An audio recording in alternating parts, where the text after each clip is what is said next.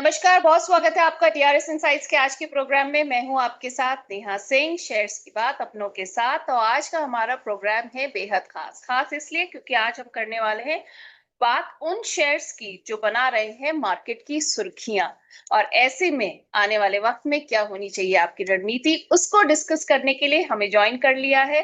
जैसा कि आप अपने स्क्रीन पर देख सकते हैं, मिस्टर अंशुल जैन ने, जो कि हेड ऑफ रिसर्च है लक्ष्मी श्री इन्वेस्टमेंट्स के। अंशुल जी, स्वागत है आपका आज के प्रोग्राम में। और नमस्कार नमस्कार आपके सभी दर्शकों को।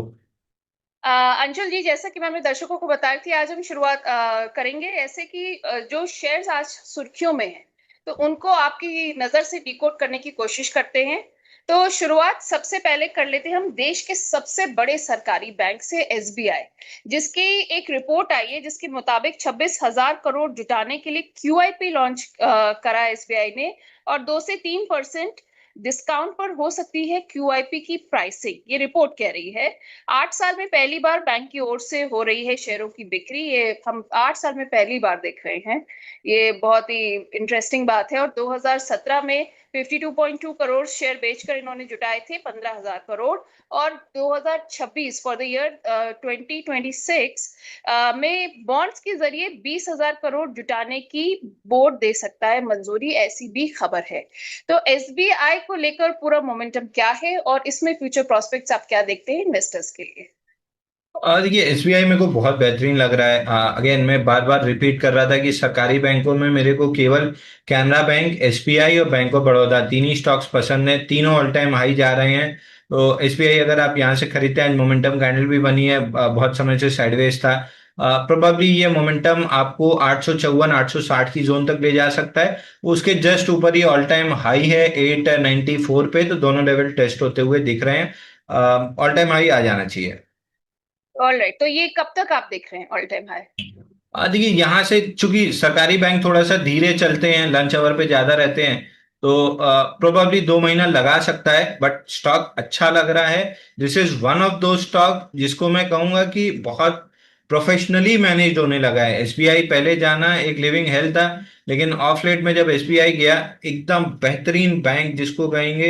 लग ही नहीं रहा था कि सरकारी बैंक में हूं, ऐसा लग रहा था प्राइवेट सेक्टर बैंक है। तो उसके बाद चार्ट के साथ जब ये मेरा एक्सपीरियंस रहा, मैं बहुत ऑप्टिमिस्टिक हूँ कि एसबीआई लंबा पैसा बना के देगा। ऑल राइट, लंबी रेस का घोड़ा आपको लग रहा है और लंबा पैसा बना के दे सकता है एसबीआई। खबरों में एक और चीज है कि जैसे बुधवार को कैबिनेट ने कृषि क्षेत्र से जुड़ी 3 योजनाओं को मंजूरी दी है। इस पर ऊपर से मतलब 50,000 करोड़ से ज्यादा खर्च होंगे, ऐसा कहा जा रहा है। इस योजना में एग्रीकल्चर सेक्टर के साथ रिन्यूएबल एनर्जी पर भी फोकस किया जाएगा। तो इन दोनों में आप इन सेक्टर से जुड़े किन किन शेयरों में कमाई के अवसर देख रहे हैं अंशुल जी? देखिए मैं अगेन एफएमसीजी काउंटर्स में इतना मेरे को नहीं दिख रहा है, लेकिन डायरेक्ट जो बेनिफिट होना चाहिए, पराग मिल्क में मेरे को तेजी दिख रही है। पराग मिल्क में कप एंडल पैटर्न का ब्रेकआउट भी बन रहा है, 237 240 की जोन निकाल लेता है तो 270 275 तक जा सकता है। दूसरा एक काउंटर मेरे को अच्छा लगता है, डोडला डेयरी। ये थोड़ा सा ज्यादा रिलेटिव स्ट्रेंथ है, इसमें 1333 के ऊपर ब्रेकआउट ऑलरेडी आ चुका है। हालांकि कल थोड़ी सी सेलिंग बार थी और आज नैरो बार है, बट जब तक ये स्टॉक 1378 के ऊपर सस्टेन कर रहा है, 1500 1550 तक के टारगेट आपको देखने के लिए मिल सकते हैं। ऑल राइट, 1500 से 1550 तक के टारगेट इसमें देखने को मिल सकते हैं। रुपया डेली की बात कर रहे थे। रिन्यूएबल एनर्जी के बारे में क्या आउटलुक है आपका अंशुल जी, इस खबर के बाद? देखिए देखिए रिन्यूएबल एनर्जी में एक वारी एनर्जीज, आपको याद होगा आप ही के चैनल पे मल्टीपल टाइम हाँ। हमने डिस्कस किया था कि 3116 के ऊपर अगर ब्रेकआउट मिलता है तो 3445 तक जाएगा। आज के सेशन में हाई बना है 3342 का। प्रोबेबली एक दो दिन पुल बैक ले सकता है क्योंकि डेली मूविंग एवरेज से थोड़ा दूर हो गया है, बट इवेंचुअली 3545 तक जा सकता है। दूसरा एक स्टॉक है प्रीमियर एनर्जी। इस स्टॉक में भी थोड़ी सी चाल बन रही है, बट कल जिस आपकी कैंडल फेल हुई है, मैं थोड़ा सा इसको अवॉइड करके चलूंगा। और एक बचा सुजलॉन, इसमें थोड़ा सा अपमूव दिख रहा है, फॉलो थ्रू एक्शन। कल भी ब्रेकआउट कैंडल थी, लेकिन मैं थोड़ा स्केप्टिकल था और आज वही हुआ कि इसने फॉलो थ्रू मूव नहीं दिया। यहाँ पे और 2 हफ्ते की थोड़ी सी कंसोलिडेशन बन सकती है, बट एवेंचुअली जब भी ये ब्रेकआउट देगा, काउंटर 6970 की जोन तोड़ेगा, ₹80.50 तक के टारगेट मिल सकते हैं। राइट, तो ये टारगेट्स मिल सकते हैं ब्रेकआउट जोन तोड़ने के बाद। एक और न्यूज आई है, अगर हम बात करें, जैसे हमने देखा आईटीसी होटल्स की जो हमने नतीजे आते हुए देखे पॉजिटिव हैं। इसके बाद हमने देखा इसका पैट 54% अप है, रेवेन्यू भी अप है 15%, एबिटा भी 19% अप है, मार्जिन भी एट 29.9% है। तो आईटीसी में जो हम ये तेजी देख रहे हैं, ये आने वाले वक्त में भी दिखेगी, हम कुछ करेक्शन आता हुआ देख सकते हैं? देखिए आईटीसी होटल में फिलहाल आपको याद होगा, मेरे ख्याल से, मेरे को जितना याद है, फर्स्ट ही अपीयरेंस में आपके चैनल पे मैंने डिस्कस किया था कि इसमें 192 का गैप के साथ ब्रेकआउट आया है, ये स्टॉक 240 रुपए जा सकता है। आज 240 पहुंचा, वॉल्यूम 388% राइज था 23.7 मिलियन का। बट ऊपरी स्तर से 15 मिनट के चार्ट पे देखेंगे तो थोड़ी सी सेलिंग फेस किया है। अब अगर ये नीचे में फॉलो थ्रू नहीं मिलता है इस सेलिंग को, तो कंसोलिडेशन में जाएगा स्टॉक और नया बेस बनाएगा। तो वीकली मूविंग एवरेज पे थोड़ा सा दूर रह गया है, 210 पे है। वीकली मूविंग एवरेज कैचअप करने के लिए स्टॉक साइडवेज जा सकता है। ओवरऑल सेक्युलर बुल रन में है, बट एक रैली कंप्लीट किया है तो यहां से कंसोलिडेशन आना लाजमी है। ऑलरेडी एक रैली कंप्लीट की है तो कंसोलिडेशन अभी आ सकता है। अंशुल जी, आईटीसी होटल्स पर ही तनिष्क जी का सवाल आ गया है। कह रहे हैं 1.5 से 2 साल का व्यू है, क्या इस लेवल पर बाय कर सकते हैं अभी जो लेवल्स है आईटीसी को? और टारगेट भी बता दीजिए सर।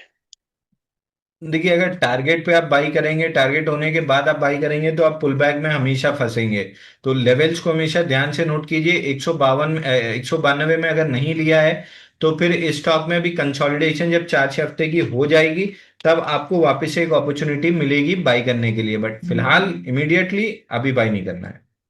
ओके, अभी इमीडिएटली बाय करने की सलाह नहीं है तनिष्क जी, अंशुल जी की तरफ से। एक और शेयर जिसमें हमने आज मोमेंट देखा कि बहुत सारी न्यूज है, वो है आइनॉक्स विंड। इसमें हमने देखा कि ये शेयर पिछले कुछ दिनों में काफी लुढ़क चुका है।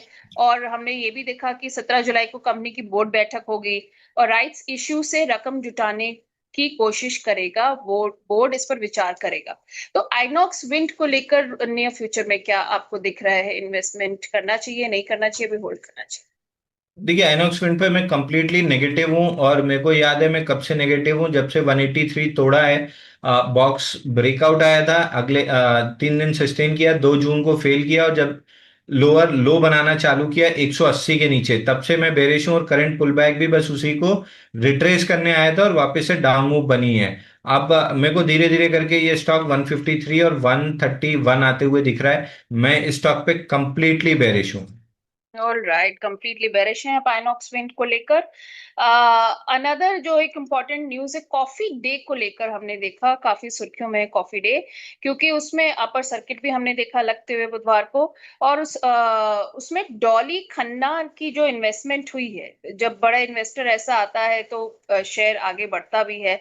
तो उस वजह से हमने देखा कि शेयर भी मतलब मोमेंटम पकड़ रहा है, पर ये टेम्पररी है या लॉन्ग रन है? मैडम डॉली खन्ना है कि डॉली चाय वाला है? मैं कहीं सुबह उस पे देख रहा था, डॉली चाय वाला पढ़ा था मैंने, आई एम नॉट श्योर। अरे मैंने तो करना ही पड़ा है। नहीं, मैं कहीं नहीं, मैं तो जनरली मतलब वो मीम के उसमें आया था, मेरे को डॉली चाय वाला याद था। मैं तब से परेशान था कि चाय वाला स्टेक खरीद रहा है और हम लोग नहीं खरीद पा रहे हैं। चाय वाला कॉफी पे से खरीद रहा है। हाँ, नंदलेस कॉफी डे देखिए, ऊपर से ओवरहेड सप्लाई इतनी ज्यादा है कि स्टॉक को चलना मुश्किल होगा। बट ये वो स्टॉक है जहां पे अगर अच्छी न्यूज आती है तो मूव भी बहुत बेहतरीन मिल जाता है, अगर आप वो रिस्क ले सकते हैं। तो एक गैप छूटा हुआ है जिसको फिल करने ये स्टॉक 46 तक जा सकता है, अगर 40 रुपए निकाल देता है, क्योंकि वीकली पे 40 रुपए स्विंग हाई है। और जितने इसने नीचे मार खाई है स्टॉक, उसके बाद से रिवर्सल स्ट्रक्चर बना रहा है, तो प्रोबेबिलिटी है कि 40 रुपए निकाल के एक बार 46 रुपए तक ये काउंटर ऊपर आ सकता है। ओके, तो ये लेवल्स अभी अचीव हो सकते हैं। अब डॉली खन्ना जी की बात हो रही है तो इनका एक और इन्वेस्टमेंट बड़ा सामने आया है 20 माइक्रॉन्स में, जिसमें इन्होंने कंपनी की 1.99% हिस्सेदारी खरीदी है। और 7.03 लाख शेयर्स इनके पास आ गए हैं। तो 20 माइक्रॉन्स को लेकर जब बड़ा इन्वेस्टर ऐसा आता है तो फिर न्यूज तो बनती है, तो इसको लेकर आपका क्या आउटलुक है? देखिए अच्छा लग रहा है स्टॉक। आज 2818% वॉल्यूम राइज है, 4 मिलियन का वॉल्यूम ट्रेड हुआ है। नॉर्मली इसमें 1,37,000 क्वांटिटी ट्रेड होती है। आज 4 मिलियन के ऊपर क्वांटिटी ट्रेड हुई है, तो बड़े वॉल्यूम से स्ट्रक्चर पे ब्रेकआउट आया है बॉक्स का। अगर ये स्टॉक 251 के ऊपर टिका रहता है तो आइडियली इसने बहुत गैप छोड़े हैं। ये जब लोअर सर्किट में 2-2% के लोअर सर्किट में गिरना चालू किया था 21 अक्टूबर 2024 से, तो बहुत सारे गैप छूटे हुए हैं। बट एक स्विंग हाई 270 है, ये निकलता है तो अगला स्विंग हाई पकड़ूंगा, फिर गैप्स का इतना मायना नहीं रह जाता है। 306 रुपए, सॉरी 321 रुपए, तो 321 रुपए आते हुए दिख रहा है। एक छोटा सा रेजिस्टेंस 270 रुपए, 270 रुपए 35 पैसे पे है, वो निकल जाए तो बेहतरीन हो जाएगा, क्योंकि आज की सेलिंग भी लगभग उसी के पास से आई है। राइट, 270 के ऊपर रेजिस्टेंस अगर पार कर लिया तो नए लेवल्स मिल सकते हैं।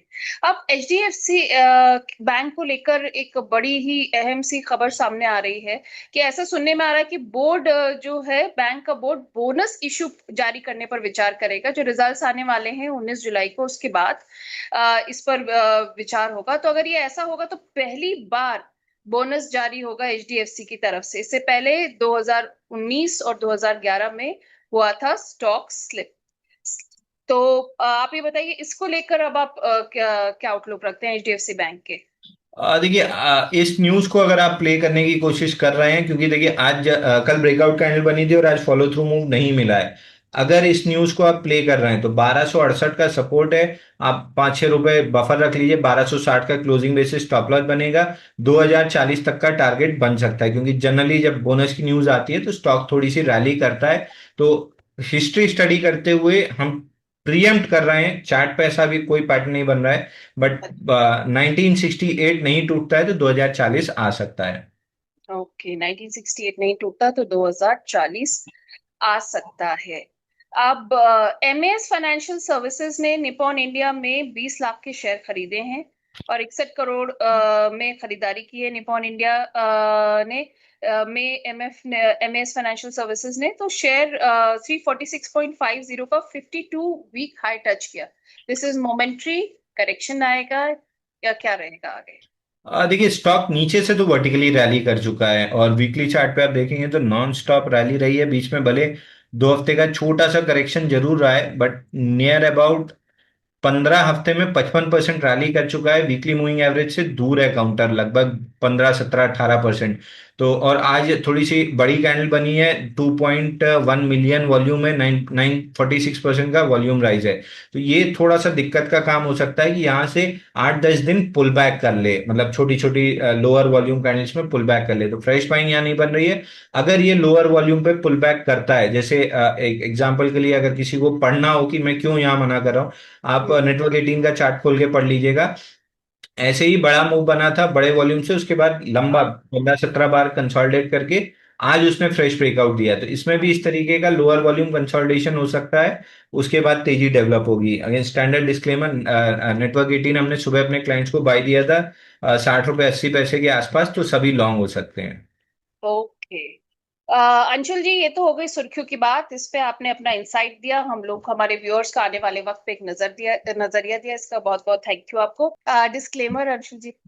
देखिए, टाटा टेक और अदानी ग्रीन मेरे पर्सनल पोर्टफोलियो में है। बाकी किर्लोस्कर न्यूमेटिक और एनवायरो इंफ्रा जो अभी बताया हमने, ये दोनों आज दोपहर को हमने अपने क्लाइंट्स को बाई दिया हुआ है, तो क्लाइंट्स इसमें लॉन्ग हो सकते हैं। अगेन वही 7-8% का मेरा टारगेट का प्ले रहता है कि पूरे 1 साल की एफडी का पैसा अगर एक आध हफ्ते 10 दिन में स्टॉक दे दे तो बहुत बेहतरीन है। तो ये दोनों क्लाइंट्स के पास लॉन्ग हो सकते हैं। बाकी स्टॉक्स भी जो डिस्कस किए हैं कहीं ना कहीं क्लाइंट्स के पोर्टफोलियो में हो सकते हैं। अंशुल जी, आपका कीमती वक्त लेने के लिए मैं आपका शुक्रिया अदा करूंगी फिर से। Thank you so much for joining us today. धन्यवाद।